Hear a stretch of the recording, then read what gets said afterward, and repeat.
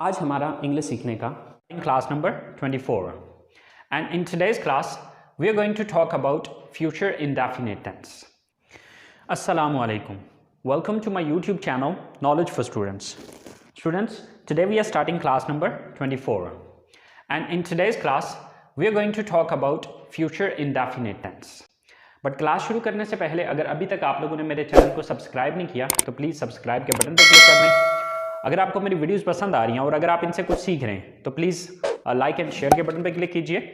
और अगर आपको कोई इशू हो रहा है, कोई मसला हो रहा है, कोई कन्फ्यूजन हो रहा है तो प्लीज़ आप लोग कमेंट्स बॉक्स में जाके कमेंट्स कर सकते हैं। इंशाल्लाह मैं आपका जो भी कन्फ्यूजन होगा आपका क्लियर करूँगा। तो चलें गाइस, स्टार्ट करते हैं आज की हमारी क्लास।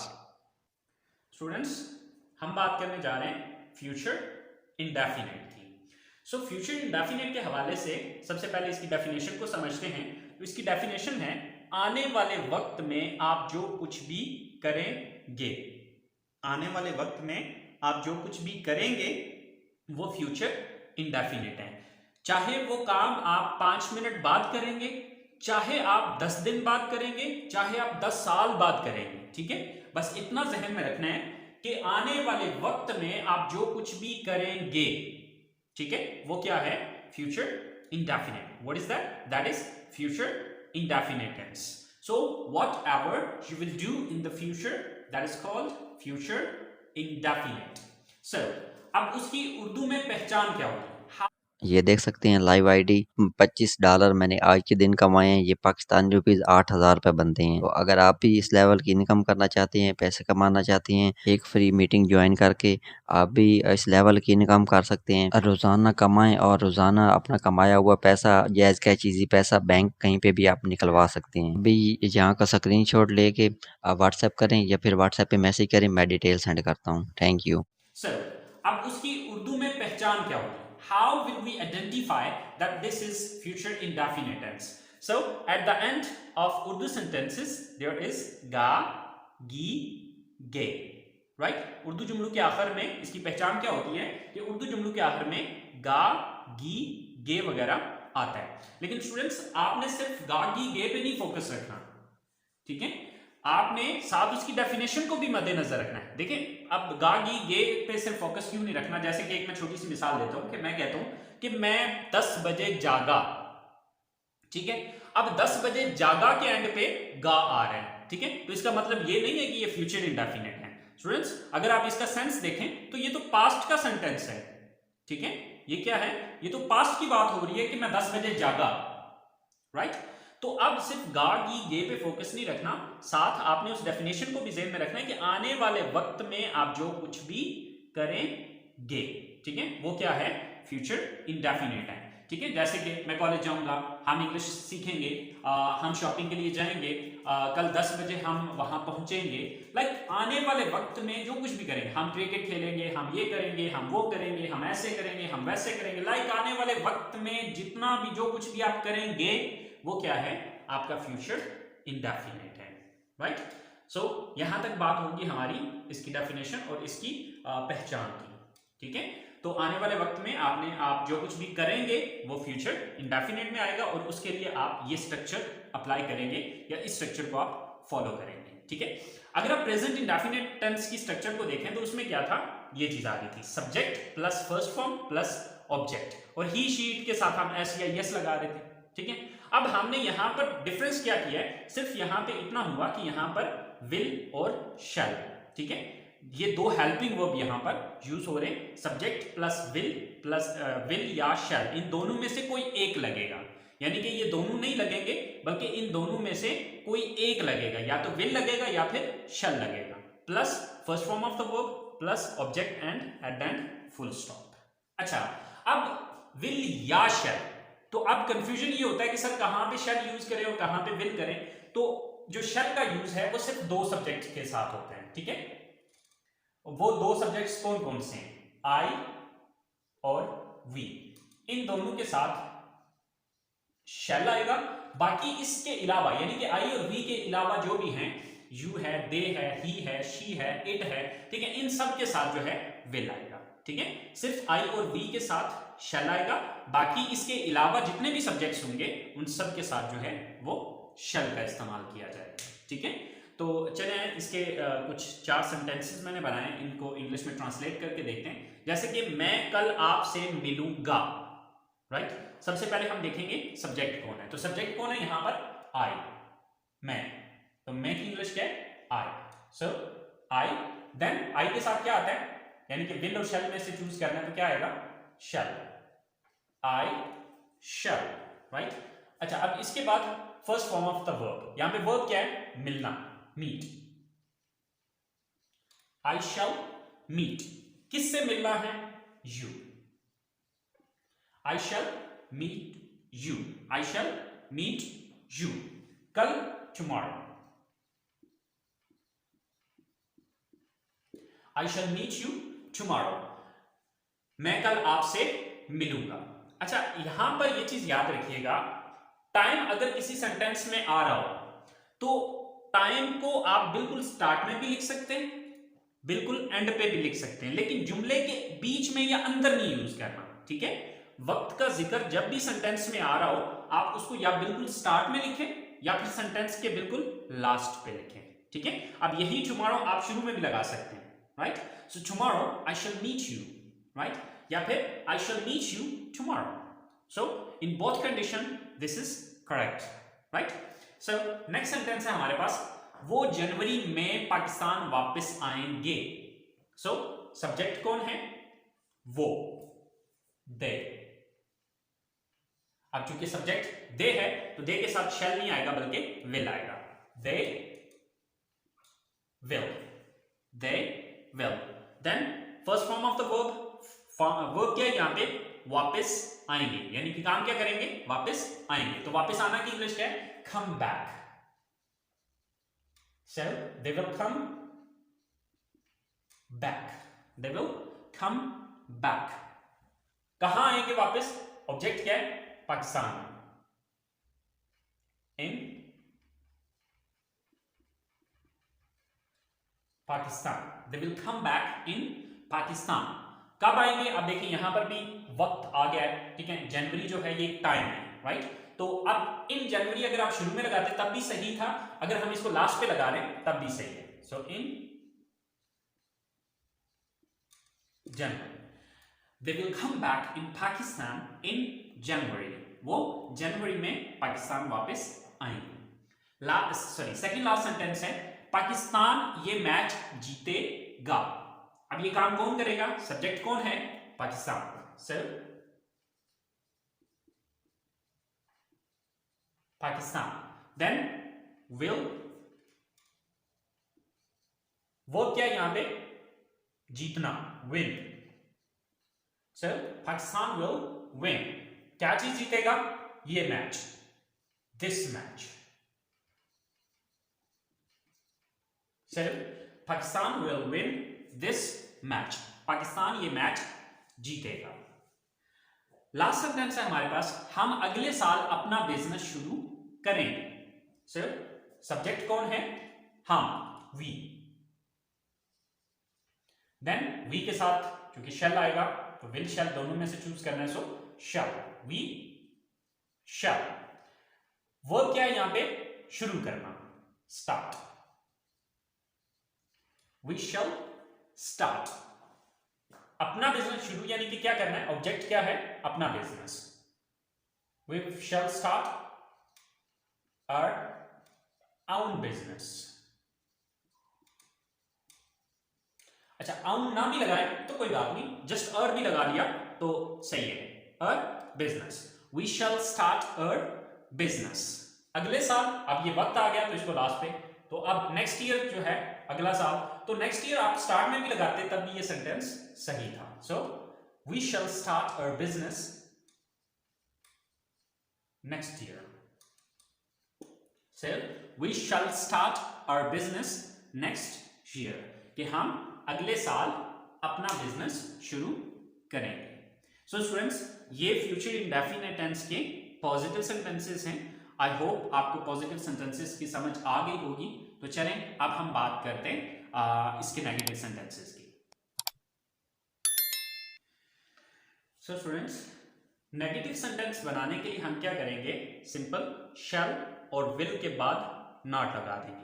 बस एक छोटा सा पॉइंट अपने जहन में रखें कि अगर किसी सेंटेंस के अंदर हेल्पिंग वर्ब मौजूद हो तो आप पहले हेल्पिंग वर्ब के बाद नॉट लगा दें, ठीक है। तो अब देखें कि जब हम प्रेजेंट इंडेफिनिट या पास्ट इंडेफिनिट सेंटेंस को डिस्कस कर रहे थे तो वहां पे हेल्पिंग वर्ब नहीं आ रहा था, सीधा फर्स्ट फॉर्म या सेकंड फॉर्म आ रही थी, ठीक है। Subject plus first form, subject plus second form. तो वहां पे फिर हमने क्या किया, डू नॉट, डज नॉट या फिर डिड नॉट लगाया था।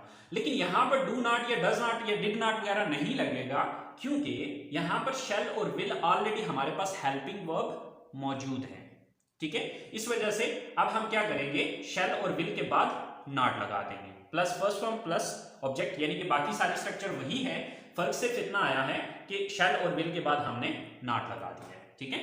तो हमारे पास पहला सेंटेंस है नेगेटिव में, वो ये घर नहीं बेचेंगे। सो सब्जेक्ट कौन है, वो, दे। देन क्योंकि दे के साथ शैल नहीं आएगा, विल आएगा, they will not, they will not. Verb क्या है, बेचना, sell. They will not sell, क्या चीज नहीं बेचेंगे, ये घर, this house. They will not sell this house, वो ये घर नहीं बेचेंगे। सेकंड सेंटेंस है, सोनिया आपको इस बारे में नहीं बताएगी। सो सब्जेक्ट कौन है, Sonia. Then will not, Sonia will not. Verb क्या, यहां पे काम कौन सा भी करेगी, बताएगी। चलो, किसको, आपको। Sonia will not tell you इस बारे में, अबाउट दिस।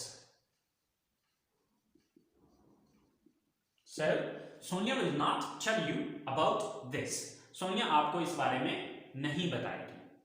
थर्ड सेंटेंस है हमारे पास, वो हमारी मदद नहीं करेंगे।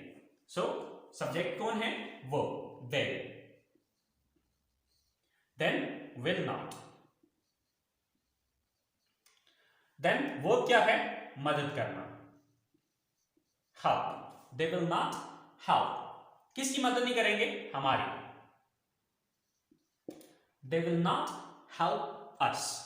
They will not help us. वो हमारी मदद नहीं करेंगे।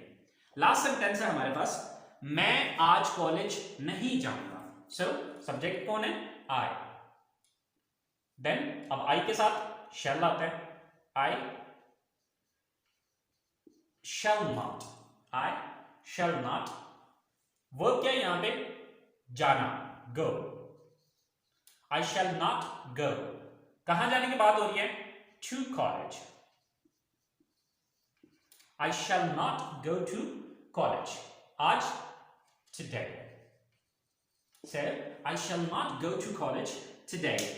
This today can be used here as well. यही today जो है वो यहां पर भी यूज किया जा सकता है. So it's depend on you that you use it at the start or you use it at the end. Okay. So in both condition, this is correct, right? So I shall not go to college today, or today I shall not go to college. Both sentences are correct. Okay, so these are your negative sentences. I hope so, students, you understand about the negative sentences, and let's talk about its interrogative sentences. And about interrogative sentences, you know better that how to make its interrogative sentences. तो students आपको already पता है कि आप interrogative कैसे बनाने हैं। अगर आपको मेरा वो रूल याद हो तो आप आसानी के साथ इसका इंट्रोगेटिव बना सकते हैं। अब रूल क्या था, मैं दोबारा से बता देता हूँ। वो रूल ये था कि आपने ये देखना है कि नेगेटिव बनाते हुए किस लफ्ज के बाद आपने नॉट लगाया था। जिस लफ्ज के बाद आपने नॉट लगाया था उसी लफ्ज को उठा के सेंटेंस के शुरू में ले आए, ठीक है, तो वो इंट्रोगेटिव बन जाएगा। तो आप देखिए यहाँ पे हमने शैल और विल के बाद नॉट लगाया था, तो यही शैल और विल सेंटेंस के शुरू में आ जाएंगे तो ये इंट्रोगेटिव सेंटेंस बन जाएगा। तो चलिए देखते हैं इसके interrogative sentences. So students, interrogative sentences बनाने के लिए स्ट्रक्चर जो है वह first of all subject shall या will plus subject plus first form of the verb plus object and at the end there is a question mark. So हमारा सबसे पहला सेंटेंस है, क्या आप आज खरीदो फरोख्त के लिए जाओगे, यानी कि क्या आप आज शॉपिंग के लिए जाओगे। सो अब चूंकि सब्जेक्ट यू आ रहा है तो यू के साथ विल आता है, will, then subject you, then verb क्या है, जाना, गो, विल यू गो। कहां जाने की बात हो रही है, खरीदो फरोख्त के लिए, for shopping, will you go for shopping. अच्छा, फॉर ना भी लगाएं तो देन तब भी ये सेंटेंस हमारा सही है, will you go shopping, will you go shopping, आज, today, will you go shopping today, क्या आज आप शॉपिंग के लिए जाओगे।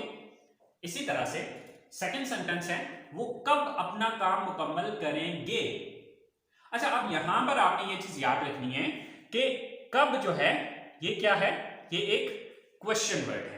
तो क्वेश्चन वर्ड वाले सेंटेंस का मैंने आपको क्या बताया था कि इसी स्ट्रक्चर के शुरू में सबसे पहले क्वेश्चन वर्ड की इंग्लिश लिखें, बाकी सारी स्ट्रक्चर यही रहेगी। तो वही चीज अभी हम करने जा रहे हैं कि कब जो है ये क्वेश्चन वर्ड है तो कब की इंग्लिश सबसे पहले आएगी, व्हेन।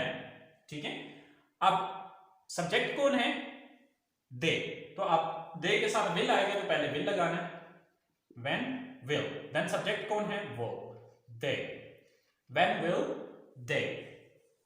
वर्ब क्या है यहां पे, मुकम्मल करना, complete, when will they complete अपना काम, there task, when will they complete their task, वो अपना टास्क कब कंप्लीट करेंगे। अब टास्क की जगह पे आप वर्क यूज करना चाह रहे हैं तो आप वर्क भी यूज कर सकते हैं, ओके, बट ज्यादा बेटर है कि टास्क का वर्ड यहां पर यूज किया जाए। So when will they complete their task, वो अपना टास्क कब मुकम्मल करेंगे। सो लास्ट सेंटेंस है, वो कैसे वहां पहुंचेगी, okay. So here as well we are using question word, तो यहां पर भी कैसे जो है ये क्वेश्चन वर्ड है। सो अब कैसे की इंग्लिश सबसे पहले आएगी, कैसे की इंग्लिश क्या होती है, हाउ, देन विल, सब्जेक्ट कौन है, शी, यानी कि वो एक लड़की है ना, वो कैसे वहां पहुंचेगी, तो वो एक लड़की है। सो how will she, how will she. अब वो क्या है यहां पे, काम क्या है, पहुंचना, रीच। अब रीच की जगह अगर आप अराइव का वर्ड यूज करना चाह रहे हैं, so that's also fine, right. So how will she reach, कहां पहुंचने की बात हो रही है, वहां, there. So how will she reach there, वो वहां पर कैसे पहुंचेगी। So students, these are integrated sentences. So students, if you understand this structure, so by using this structure you can make thousands of sentences by yourself. Just the main thing is that you have to understand this structure. असल चीज ये है कि अगर आप इन structures को समझ जाते हैं तो फिर आपके लिए सेंटेंसेस को बनाना कोई प्रॉब्लम नहीं है, बशर्ते कि आपके पास वोकैबुलरी हो, ये अल्फाज मौजूद हो। ठीक है, आपको ये अल्फाज आते हो कि यार खरीदना की क्या इंग्लिश है, मुकम्मल करना की इंग्लिश क्या, लाइक ये वोकैबुलरी होगी तो तब आप फिर उस स्ट्रक्चर को फॉलो करते हुए सेंटेंस बना पाएंगे। सो स्टूडेंट्स, ये हमारा फ्यूचर इंडेफिनिट टेंस था। आई होप सो आपको ये सारी चीज क्लियर हो गई होगी। तो आज की क्लास को यहीं पे ख़त्म करते हैं। तो इंशाल्लाह ज़िंदगी रही तो अगली क्लास के साथ मुलाकात होगी आपसे। तब तक दुआओं में याद रखिएगा। अल्लाह हाफिज़। ये देख सकते हैं लाइव आईडी $25 मैंने आज के दिन कमाए हैं। ये पाकिस्तानी रुपीज़ 8,000 रुपये बनते हैं। तो अगर आप भी इस लेवल की इनकम करना चाहते हैं, पैसे कमाना चाहते हैं, एक फ्री मीटिंग ज्वाइन करके आप भी इस लेवल की इनकम कर सकते हैं। रोज़ाना कमाएं और रोज़ाना अपना कमाया हुआ पैसा, जायज़ क्या चीज़ी पैसा बैंक कहीं पे भी आप निकलवा सकते हैं। अभी यहाँ का स्क्रीनशॉट लेके आप व्हाट्सएप करें या फिर व्हाट्सएप पे मैसेज करें, मैं डिटेल सेंड करता हूँ। Thank you.